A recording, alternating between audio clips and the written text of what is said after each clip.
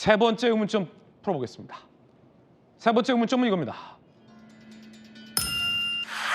누가 상의했을까? 자, 취재되기론 국무회의에 참여했던 많은 장관들이 강하게 대통령에게 계엄을 선포해서 안 된다라고 반대했다라는 보도가 전해지고 있습니다. 그렇다면 국무회의에 참석했던 장관들도 계엄 선포 직전까지 몰랐다라는 얘기인데 도대체 대통령은 누가 상의했을까? 누가 상의했을까? 국방부 장관 청문회 당시 국방부 장관의 이야기부터 한번 들어보시죠. 최근 이준우 수방사령관, 각종군 특전사령관, 여인영 방첩사령관을 한남동 공간으로 불렀죠. 무슨 얘기했습니까? 계엄 이야기 안 했습니까? 내란 예비 음모로 비칠 수 있음을 명심하십시오. 우리 박선원 의원님 말씀 동의할 수 없습니다. 대부분이 사실이 아닌 것을 가지고 여러 가지 선동적인 말씀하시는데 후보자 장관 되신 다음에 계엄 발동 건의할 생각은 없으시죠? 없습니다. 이재명 대표가 계엄 얘기한 것에 대해서 대통령실에서 말도 안 되는 거짓 정치 공세다. 이것도 당연히 동의하시겠죠? 네. 대통령께서 후보자한테 장관으로 가서 계엄 준비해라 이렇게 말씀하신 적도 당연히 없으시죠? 네. 계엄 문제는 최소한 국민의 지지가 있어야 되고 군의 동의가 있어야 됩니다. 지금 자유대한민국 상황에서 계엄이 과연 통할 것인지 이것부터 생각하면 답이 나올 것 같습니다. 저렇게 계엄할 생각 없다더니 저 김영원 전 국방장관이 대통령에게 계엄을 건의했다라는 게 알려졌습니다. 계엄 선포 직전에 국무회의가 열렸고요. 누가 어떤 장관이 참석했고 누가 반대했는지 많은 언론들이 취재가 됐습니다. 대통령의 계엄 누가 상의했을까와 관련해서 함께 보시죠. 자, 그제 오전 국무회의에서 계엄 논의가 없었어요. 이후 장차관은 평시대로 지방 일정 등을 소화했어요. 그런데 김영호 국방장관이 대통령에게 계엄을 건의했다. 오후 5시 용산 실무진에게 대국민 담화 계획을 전달했다는 겁니다. 극소수만 이 계엄 사실을 공유한 것으로 알려지고 있습니다. 많은 참모들이 저걸 몰랐다는 거예요. 그리고 자, 울산 출장이었던 이상미 향보장관이 서울행으로 급하게 올라왔고 밤 9시 극비리의 국무회의가 소집됐어요. 계엄 선포 절차가 심의됐고 대국민 담화가 이루어졌다. 그 국무회의에선 어땠을까? 바로 보시죠. 자, 갑자기 대통령이 비상계엄을 선포할 생각이다라는 발언을 꺼내들자 일단 한덕수 총리, 기재부 총리, 이상무 장관 등 절차적 법적 문제 등 생길 수 있다라며 반대 의사를 표명했다는 보도 나옵니다. 그리고요. 대통령의 완강한 입장, 이런 식이면 판사까지 탄핵했다고 할 것이다. 그러자 한덕수 총리가 반대했지만 먹히지 않자 그럼 국무회의라도 열자. 그래서 밤 9시 40분 정지석 실장, 신원식 안보실장 등이 도착했고 국무위원, 장관들 11명 넘겨 계엄 선포안이 심의됐다. 그런데 그 장관들도 반대했다는 겁니다.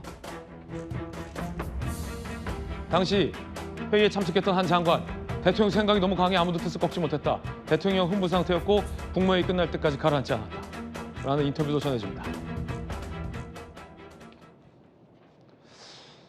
많은 보도에서 장관들도 처음 들었고 앞장서서 반대하는 외교부 장관 등등의 반대에도 불구하고 대통령이 워낙 완강했다라는 얘기가 전해지고 있습니다. 자, 성춘 부의장님, 이 보도를 봐서 대통령의 계엄 선포 직전까지 국방부 장관을 뺀 안보실장이나 비서실장이나 많은 이 내각의 장관들, 심지어 총리까지도 모르고 있었고 반대했던 것으로 보여요.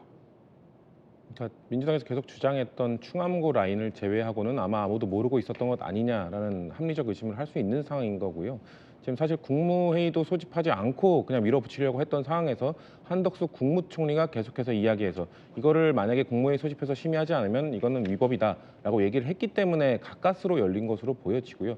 저는 민주당에서는 지금 윤석열 대통령을 내란죄 혐의자로 보고 있기 때문에 그렇게 된다면 저 국무회의에 참여했던 사람들 모두 가담자가 됩니다. 내란죄 가담자가 됩니다. 왜냐하면은 그 5.18 판결문에 계속해서 반복해서 말씀드리는 이유가 5.18 판결문에 그 내란죄 판결을 내릴 때 이 내란의 전반적인 가담을 하고 모의하지 않았더라도 부분에 대해서 개개인 개별적으로 아주 부분적 가담만 하는 사람도 모두 내란죄 가담자 가담에 해당된다라고 판결을 내렸기 때문에 저 국무회의에서 저 대통령의 위법한 행동을 막지 못한 사람들, 만약에 대통령이 내란죄로 처벌받게 되면 저 국무위원 모두 가담자로 저는 공범으로 처벌받을 거라고 생각합니다. 예, 그 이 정도로 부분과 관련돼서 좀 다른 이견이 있어서 예. 좀 전해드리면 법조계의 반응에 따르면 이게 이제 내란죄가 성립하는지 여부에 대해서 이견이 있다라는 점, 그리고 국무회의가 승인이 아니라 이 심의 과정이기 때문에 국무회의에서 장관들이 반대를 표명했고 이것이 심의이기 때문에 과연 방금 야당이 주장하는 대로 어떤 특정 혐의 어떤 공범으로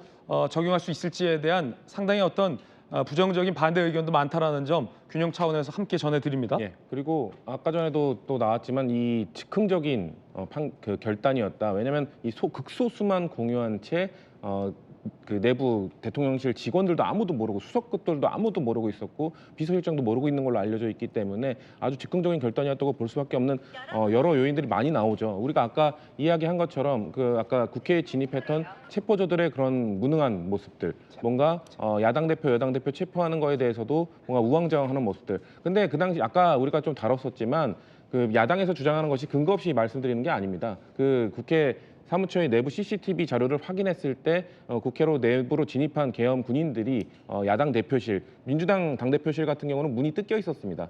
그런 것들로 보여졌고 아마 또 제 생각에는 이 계엄 일단 아무것도 모르는 상태에서 투입된 이 계엄군들이 일단 계엄 해제를 막을 수 있는, 계엄 해제를 할 수 있는 이 국회의장, 야당 대표, 여당 대표는 국회의원 소집을 할 수 있는 권한을 갖고 있기 때문에 그 권한자들을 막기 위해서 그런 걸로 하는 것으로 보인다. 다만 아까 여러분들이 말씀하신 것처럼 매우 즉흥적으로 이루어진 계엄이었기 때문에 사전에 준비 없이 투입된 계엄군들이 야 그럼 야당 대표 어디로 가야 되지? 그럼 야당 대표실로 간 겁니다. 그래서 민주당 당대표실 문을 뜯은 거고요.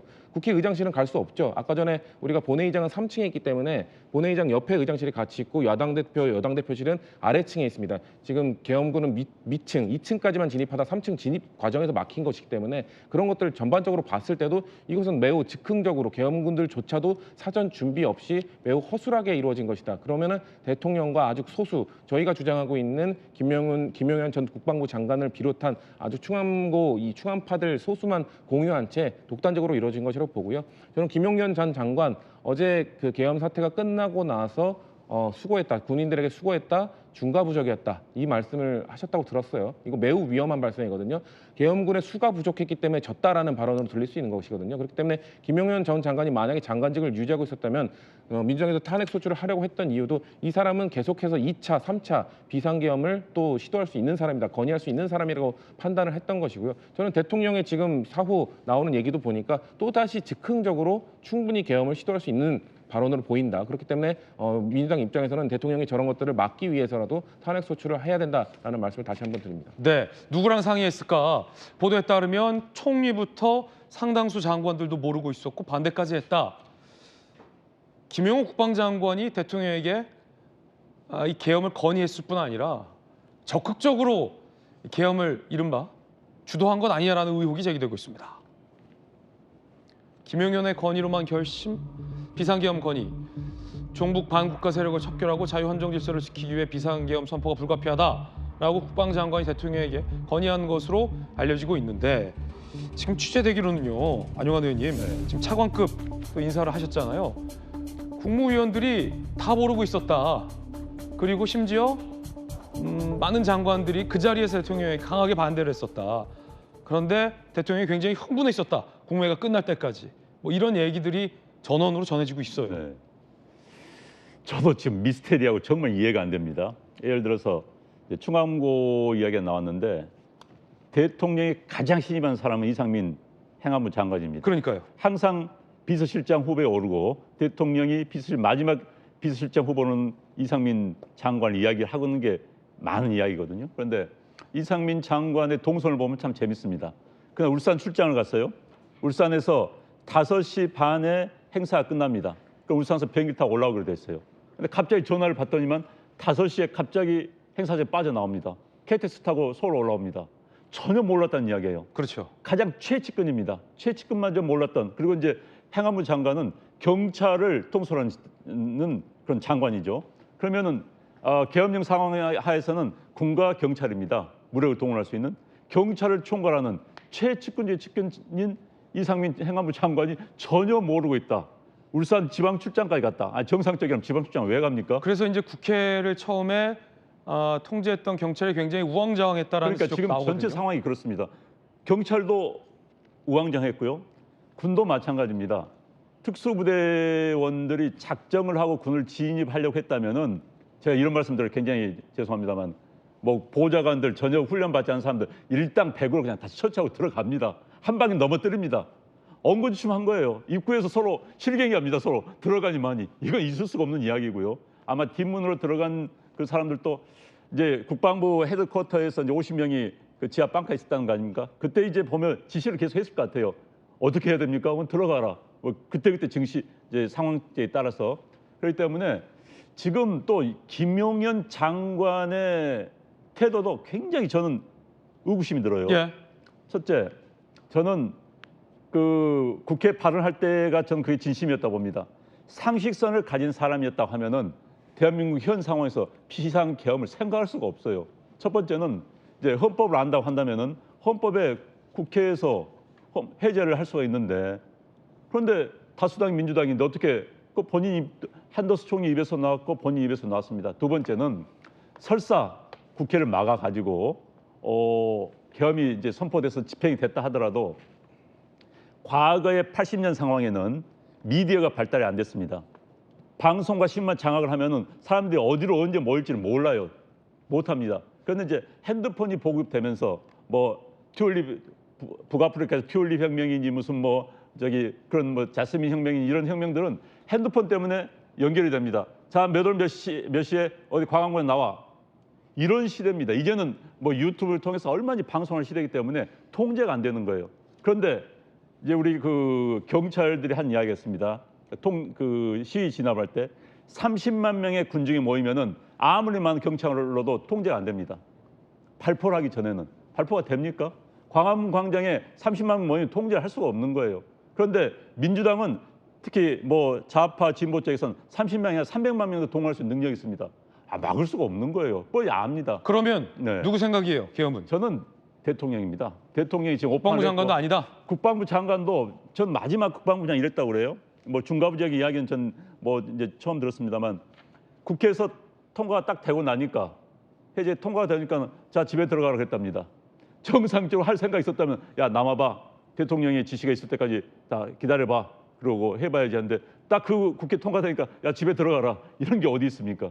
그래서 김용현 장관의 행태도 물론 이제 조사하면 나오겠습니까? 굉장히 미심쩍은 부분이 굉장히 많습니다. 물론 모든 책임은 지금 저는 대통령의 즉흥적인 판단에서 나와서 많은 인사들이 끌려갔다고 저는 그렇게 생각을 하고요. 그래서 지금 뭐 우리 애꿎은 저는 이런 상황 때문에 애꿎은 사람들이 상처 입었으면 안 된다는 생각입니다. 그래서 이런 말씀을 드리는 겁니다. 지금 뭐 군인들 저기에 나와 있는 군인들 무슨 책임이 있습니까? 또 중간 간부들이 무슨 책임이 있습니까? 아마 중간 간부들은 헬기 전사도 그랬을 거예요. 야, 국회 쪽으로 가. 그래서 야, 착륙할 데 없는데 야, 국회 뒷마당 있잖아. 막 그래서 저는 가능성이 높다고 봐요. 저기 군인들도 어디 내리니까 국회였다. 그러니까 엉거주춤한 거면 내가 어떻게 들어가야 될지. 정상적인 특수부대 작전이라면 자, 일제대 이제 군 특수부대는 제대 편성합니다. 일제대 자, 국회의장실, 이제대 그리고 그 들어가기 위해서는 뒷문이 가장 가깝다. 뭐 이런 식으로 나올 텐데 전혀 없었던 거예요. 그래서 네. 저는 대통령은 총괄적인 책임을 져야 되지만 그 다른 사람들에게까지 책임을 지는 데서는 좀 신중해야 된다 이런 생각을 합니다. 예. 잠시 후에 그 법률적인 어떤 논란에 대해서도 전해드리겠습니다. 국회에서 계엄이 해제됐는데 대통령이 초기에 이걸 수용하지 않으려 했었던 건 아니냐라는 의혹도 제기됩니다. 많은 보도에 따르면 국회에서 계엄 해제가 통과되고 윤 대통령이 수용 거부 기류를 보였다. 그러자 한덕수 총리가 수용하지 않으면 무법이다라고 설득해서 계엄 해제를 새벽 4시에 발표했던 것 아니냐라는 의혹도 제기됩니다. 전성훈 전 비서관님, 이게 왜 대통령이 국무위원이나 총리와도 상의하지 않고 계엄을 강행했을까? 김용현 장관 때문이냐? 대통령의 독단적인 어떤 선택이냐도 궁금한데 계엄 해제를 받아들이려 하지 않았다라는 의혹도 나와요. 지금 돌이켜 보면은 이 계엄 카드가 용산에서 꽤 오랫동안 카드를 가지고 있었던 것이 아닌가 그런 생각을 하게 됩니다. 그 지난 여름에 그 대통령 휴가 끝나고 나서 갑작스럽게 그 국가안보실 인사가 있었죠. 그 당시에 그 외교부 출신의 국가안보실장이 바뀌고 군 출신의 그 국방장관이 이 안보실장으로 가고 예. 또 가장 측근이었던 이 그 당시 그 경호처장이 이제 국방부 장관으로 가고 전부 다 군 인사로 포진한 것에 대해서 또 뜬금없이 여름 휴가가 끝난 다음에 많은 분들이 의아해했습니다. 다 이게 군인들에게 이제 충성스러운 군인으로 이제 이렇게 포진한 것에 대해서 그 후에 이제 아까 그 영상에도 나왔듯이 국회 야당에서 문제 제기가 됐고 거기에 대해서 이제 국방부 장관 지명자가 계엄은 말도 안 된다, 비상식적이다 이런 식으로 답변을 했는데 이 그때부터 어느 정도 야당도 어떤 좀 뭐라 낌새를 챘다고 할까 이런 게 있었던 것 같고 하나의 카드로는 가지고 있었는데 구체적인 실행 계획 또 그 구체적인 타이밍 이런 게 없었던 것이 아닌가. 그러다가 이제 현 상황이 정치적 상황이 도래하게 되니까 가지고 있던 카드를 불쑥 꺼내면서 하지만 구체적인 실행 계획 없이 해서 실행하다 보니까 여러 가지 이렇게 지금 미스가 생기면서 이제 문제가 이제 확대된 거 아닌가 하는 생각이 들고요. 그렇기 때문에 이제 국회에서 저 계엄을 이제 무효화시키는 결의안을 낸 것에 대해서도 대통령 본인은 이거를 오랫동안 생각해 왔던 것이기 때문에 뭐 순수하게 그거를 그러면 아니다라고 받아들이기 어려웠던 것이 아닌가 하는 생각이 들고요. 예. 이거는 뭐 우리 안 의원께서도 말씀하셨지만 어찌됐든 그 국방장관이 건의하는 형태를 취했다고 하더라도 이런 그 국가적으로 중차대한 문제의 최종 결정자와 책임자는 사실 대통령이시죠. 대통령님 책상 위에도 지금 아직도 그 buck stops here, 트루먼 대통령의 좌우명 모든 책임은 내가 진다는 게 지금도 그 책상 위에 있지 않습니까? 그래서 이제 국방장관이 건의하는 형식을 취했다고 하더라도 지금 모든 국민의 시선은 대통령한테 가 있는 겁니다. 이게 모든 형태로. 그래서 이제 그 대통령이 상당히 전향적이고 상당히 어떻게 보면 우리 국민들이 생각하기에 혁명적일 정도의 입장 변화와 어떤 그 의지, 각오 이런 거를 보여주지 않는다면 지금 많은 분들이 우려하듯이 이 국가적인 사태가 누구도 원치 않는 방향으로 흘러갈 수 있다는 그 우려와 걱정이 좀 듭니다. 예. 자, 의문점 함께하고 있습니다.